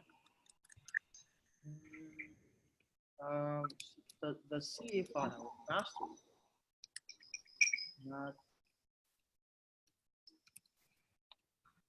what? Yeah, the certificate is saying it's not a CA. It is supposed to be a CA. Did we sign this? Yeah, we did. Did I miss a step about signing? That's the only thing I think of. Yeah, that's what I'm thinking too, right? I think you probably missed a step about signing. You need to sign up in the root. Yeah, I need to sign it with a root. So, I mean, as you can see here, right? It's this is the part I'm trying to get everyone to really, really understand. This is the root. I think I missed a part about signing. Did I sign it? Kubernetes CA. Did I sign this already? Well, if you didn't sign it, you're all messed up on your other certs because those are your intermediate certificate that you use for signing the other certs. So if we messed up back there, we're in trouble. I know. Please, I don't want to do this anymore. All right. Yeah, that'd be a mess. Yeah, now what we can do is just sign this. Let's try to sign it. The CA. This, am I missing something? Or this is amazing. It's not supposed to be this way. All right. Yeah. It's interesting. I think let's just sign it. Let's resign it and go from there. I guess. And do one thing, just sign it and just copy this file. Then it will tell us whether it was the problem with this or something else. Now Right. I'm going to copy just this file. All right. So yeah, it should be the Kubernetes.ca. All right. This is kind of enjoying this. All right. So Kubernetes. All right. So was it signed? I guess we'll find out. The root. Let me make sure the file is right. Make sure I signed this guy. Is this properly signed? Intermediate, blah, blah, blah. The profile, did I see a profile? Did I? did I mention the fact that did I mention the fact that it's the intermediate specify that um, it's going to be cat. Oh, Yeah, you didn't tell her what it was. oh, okay, root. Oh, okay, okay, sorry. Oh, okay, okay, okay. Yeah, I'm kind of enjoy this. I think let me just make sure some things are in place. Root, root. Yeah, it looks right. Yeah, it says it's a CA. Yeah, it is a CA. Okay, this should be interesting. That's one thing about doing this thing, you know. It's trust me, something always robot. Okay, it's been signed. All right. It says it's been signed. All right. So what we can do is let's let's the all we need to copy is just the CA key. So let's copy this Kubernetes the CA thread and copy it into the Kubernetes PKI pki.ca that's right certs. Dude, this better be this better be it. Ah, damn you. So can we? This better be it. All right. No, no. Oh shit. I think I'm gonna have to do a reset. This is why that sucks. No, don't. Yeah, I'm gonna have to do a reset. I see. Why? Why? It will tell you because one thing there's something called pre-flight. A pre-flight check. A pre-flight check is, for example, it tells Oh yeah. if your swap is off. It checks, if some components are, I don't know, they're in use. So it's probably going to ask me like, oh, this Kubeadm. Well, try it and see what Oh, happens. so if you're resetting it today, then you have to copy back again I'll everything, copy that back again. I'm going to copy it back. It's fine. everything, right? No, it's I'm just going to copy from. I mean, we didn't change anything. I'm going to copy from the backup. Then I'm going to overwrite the ca.crt for this guy. This guy. Okay. Yeah. Right. That's fine. Yeah, that sounds good. Oh. But if you're resetting it, then isn't it going to delete everything from the PKI? Yep. Yeah, it's going to do that for me. Or the reset will do that for you. Let me make sure I have the backup. I still have the PKI backup, right? Yeah, I do have the backup. Once you copy the key that you just put in there Yeah. into your backup, Oh, yeah. That makes sense. So let me do I that. would. I'm lazy. All right. So this is actually kind of. All right. So let's do a reset. And yes, I'm trying to proceed. And thank you for deleting all these things for me. Okay, so you need to close. Now we need to copy. We need to copy sudo copy everything from our backup, right? Yeah. We need to copy it into this guy PKI. All right. No, copy recursively. Okay. Let's make sure everything is the way it's supposed to be.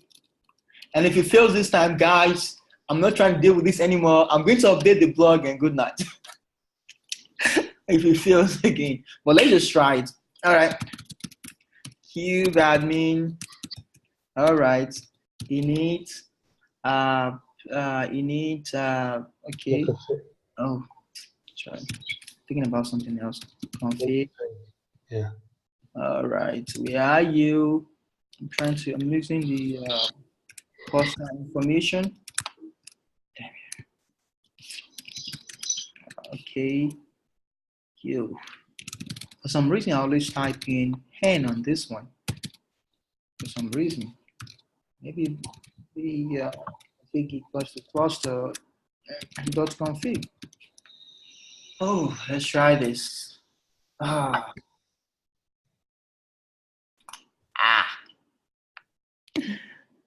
Oof. I think I'm missing something. You know what? I think I'm going to end this year, right?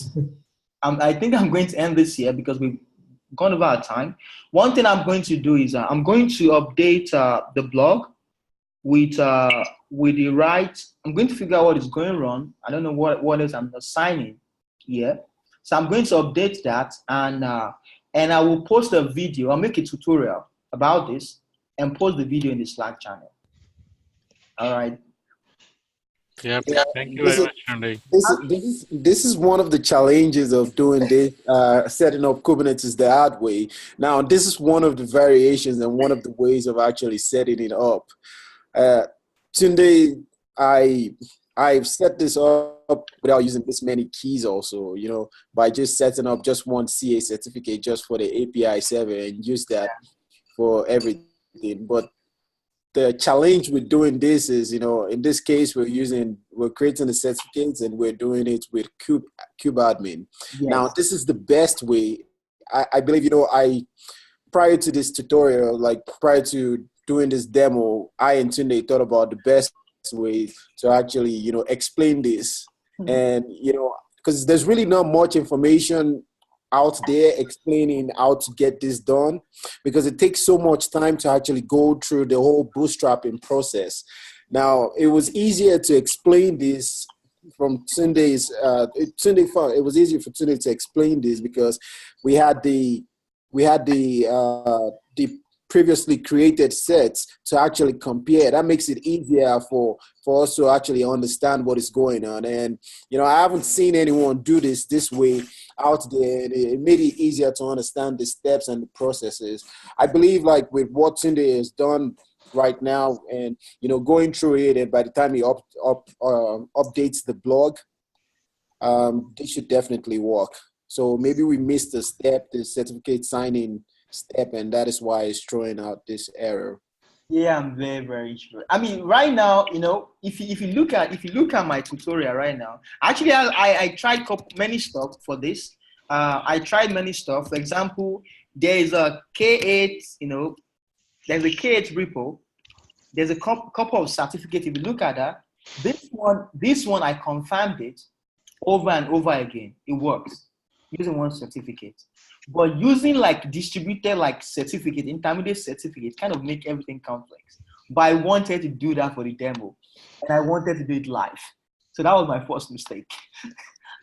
So what I'm going to do is I'm going to record this sometimes, I don't know, and make this available to everybody.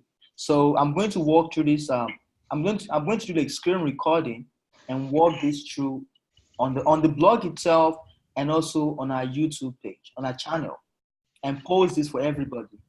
It's not a lot of information to actually figure this out, because all you see is just bits and pieces. But I will put the bits and pieces together and share with the members of our community. All right, guys. Thank you, Tunde. Thank you very much. I don't know. Hey, Tunde, before you drop, I have a question.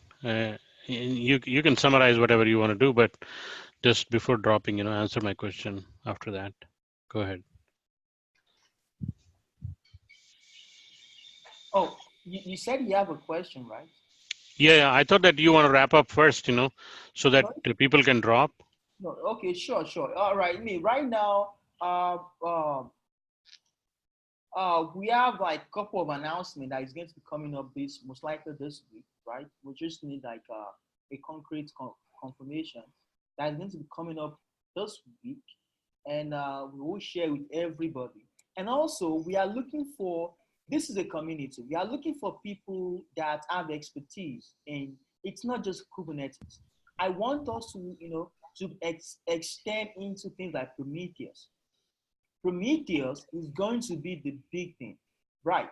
Trust me, the understanding of Prometheus is going to be very, very effective for you to understand your container cluster, because it's one of the, right, anytime it's a first support in most cloud native application. So if those are some of the tools that I would like us to expand into, for those who have experience with Circle CI, CI/CD, Concourse, please and please reach out to us we want to make this a community maintained, like, we maintain this community. We share knowledge with each other. I'm very sure we have people who have done this also, that, they have experience, but did not write documentation for it. When you set up a cluster like this, people don't write documentation. You don't think about writing blog about it because it's a boring process. So if for those that have this kind of experience, please and please reach out to us. We can schedule a meetup just for you, outside of our normal schedule, just for you, if you want to share something with the community. Please and please, we want to see more faces, more knowledge, and more contributors to this community. So that's all I have right now. Unless today has something else to share. No, Tunde, I think you said it all. Other than, this is the last, like I mentioned at the beginning, this is the last series for this CKA. But, it doesn't mean that we can't still answer questions about the CKA in the Slack channel. But this will be the last series we'll be doing on the CKA. Thank you so much. And, if you have any questions about the previous, the last series or this one, feel free to reach out to Tunde and I on the Slack channel, and we would try to reply as soon as possible. Thank you so much for coming, guys. All right. Thank you for your time. Thank you, guys. Really appreciate it. And please reach out to us on Slack. Yeah, that's it. Hey, today you said that you had 5 sessions on the CA certificate. 5 sessions. And this was the last one? I meant we've done 5 series, so this is the 5th series on the CKA. Okay. That we've done. So not about the TLS or certificate, but No, I'm not asking TLS. Yeah, on the CKA. Okay. Now the question I was having, before you wrapped up, about say, for example, I have some EC2 instances, and I'm talking about only the Kubernetes master on the my AWS cloud environment, right? And I usually what do is, on the weekdays, I terminate that machine, right? And then when on the weekend I again want to practice Kubernetes, so I bring up the same machine, from the AMI, from the machine image, and then I don't know the process of reinitializing my Kubernetes cluster except just reset and recreate it. So do you have something which you are aware that, because the difference is, the machine image is same, it has everything what I did in my last installation, but the only difference is that the IP address is changing, right? Right. So what do I do so that, I don't have to reset the cluster? Is there a way, or there is no way? Did you get my question today? Yes. Okay. Yes. Yeah. So right now, because of the initial bootstrap process. So if you notice, whenever you run the Kubeadm init, like Tunde just showed in the screen, it actually associated your Kubeadm setup with a particular IP address, right? So whenever you reinitialize maybe you spin up your new instances, you're using a different IP address. So that for that reason, the Kubernetes cluster is not going to work. It's not going to work. You would have to actually run the Kubeadm reset, then Kubeadm init to actually initialize with the new IP address. Then also use that same token to authenticate against your worker nodes, because your worker nodes IP addresses have also changed. But when we do the Kubeadm init, the IP address we pass, that IP address is a CIDR address. It's not a single IP address. It's the range of the IP addresses for the cluster. No. No, I'm not talking about that. So if you, Tunde, if you minimize your page, please, back to your terminal. And if you look at this is the result of a Kubeadm init, right? Yeah. And if you notice, it says you can now join any member of machines by running the following on each node. Yeah. So it registered that IP address. Are you seeing the IP address 172.19? Yeah, I can see that. Yeah. Yeah. So by the next time, if you turn up this instance, the next time it comes up, it's not going to be the same one. Yeah, it's not going to be the same one. Yeah. So for that reason, it's not going to be able to authenticate against because the Kubeadmin has already registered this IP address. So also, if you look at this during the setup, during the log output, it says there's a line that says uploading the CRI socket, and in the API server, when it sets up the API server certificates and all this, there's some places where it passes in the current IP address. So inside of those certificates, the IP address, the current IP address is what is inside of it. So if you look at this, can you see it's showing the IP address in all this? So yeah, that would cause a conflict. So it would have to be the new one for it to work. So where do I pass the new IP address? So like, are you talking about in the current configuration? You'd have to check, you'd have to find out, go into each of the Kubernetes directories, maybe valid Kubernetes, or check the places where the Kubernetes configurations are stored, and then make those changes to see if that can get it to work. Oh, so it's not that simple, right? Right. You have to regenerate your certificate also. Oh, okay. Exactly. So it's kind of, reinitializing the cluster, right? Right. Okay, so it's better to use just the Kubeadm init and create a brand new. I mean, reset it and create a brand new, right? Right. I was thinking of, if there is a way for me to avoid Kubeadm reset and just pass on the new IP address for the master. There is a way. There is a way? Yeah, one thing is, remember, when you tell the Kubernetes to expose this address, right? Yeah. Now, one thing that you can pass to it is in your certificate, you can avoid, how do I say this? It's a very complex, I'm going to advise reset, but if you have to, you can use what we call like CERN, this concept of service alternative. Let me see where I passed it. There's an option that Kubernetes allows you to pass in. It's called SAN. Now so instead of passing a direct IP address, you pass in a DNS. For example, this IP address is set to sanjay.sanjaywebsite.com.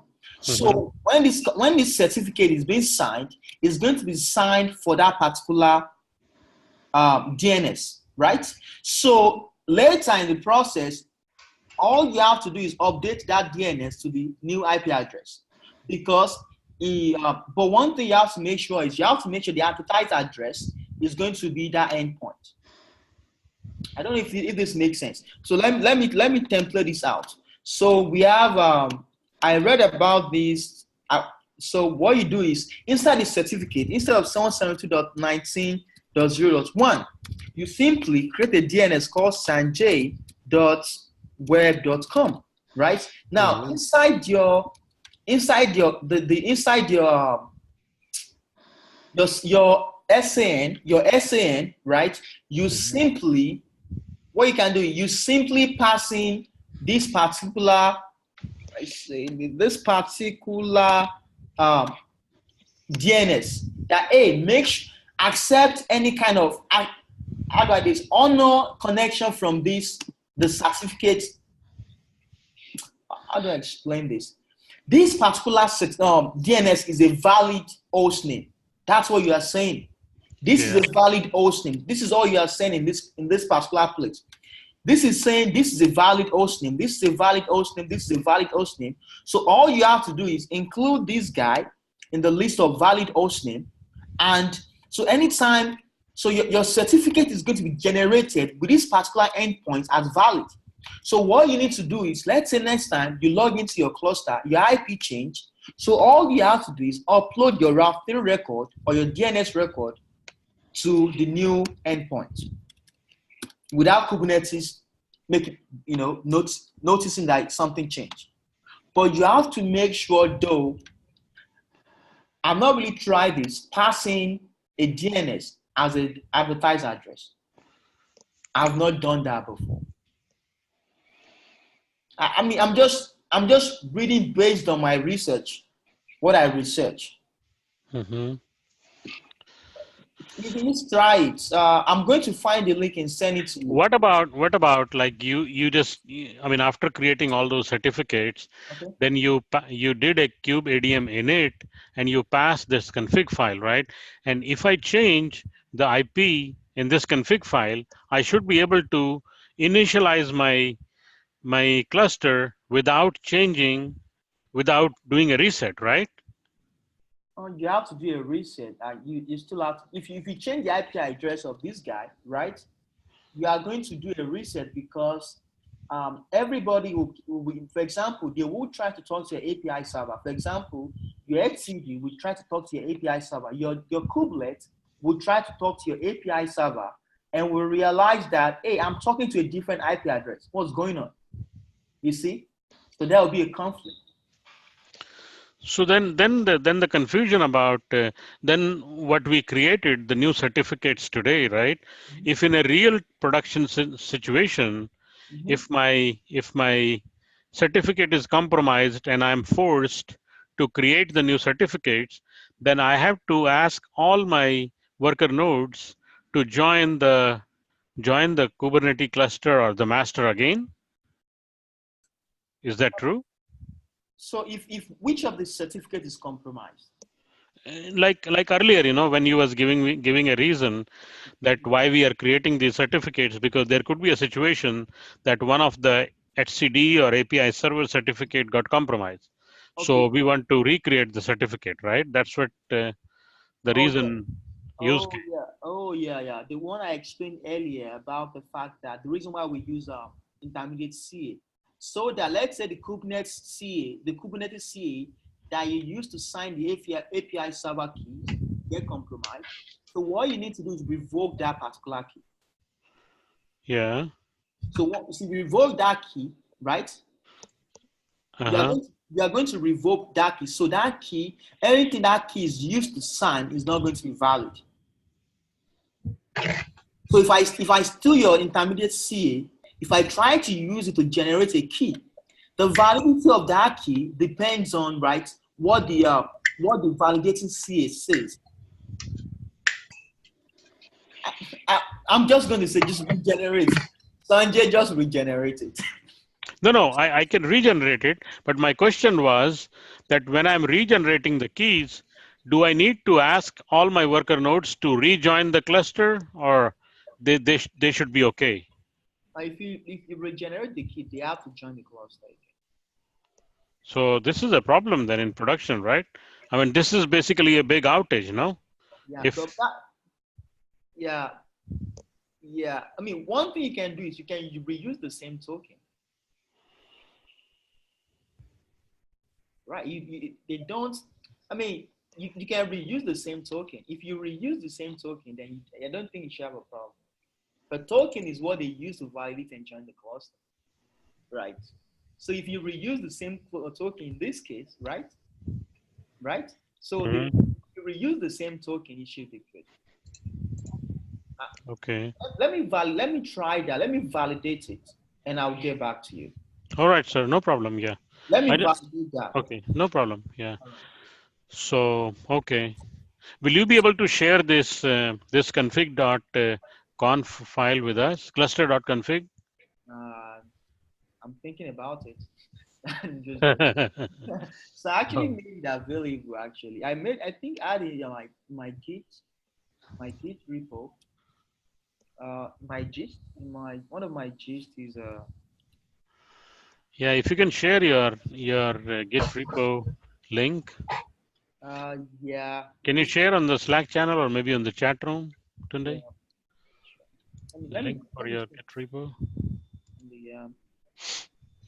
So that is that's a sample configuration that you can use for You can also change your port subnet, your service subnet if you want. As you can see, mine is different. And also my DNS domain name, I changed it from cluster to local into today the local. So my services are going to be starting with, they are going to be ending with today the local. So I was just testing out this alpha feature. That was what I was doing. And also I want to point this out, as this is also, if you notice during the tutorial, when you guys were talking, I copied from this one to this one. This was the one I tried earlier. And as you can see, it was able to reuse the existing certificates, right? But this one is different in such a way that it's only using one root, one CA. It's not generating intermediate CA. Like it's like the one Tunde mentioned. It's just using one CA. So it was able to use the existing certificate. All right. I'm going to drop off, guys. Thank you very much. And have a wonderful. If you have any questions, please reach out to me regarding the CKA or Tunde. Please reach out to Tunde, please. Just reach out to Tunde. You know what I mean? If you have any question, all right. And just reach out to, any one of us, anybody can ask the question in a general meeting. I'm very sure we have experienced guys here. They will answer your question. All right. Thank you very much, everyone. And have a wonderful evening. Okay, bye-bye. Good night. All right. Thanks, Sanjay. Now let me stop recording.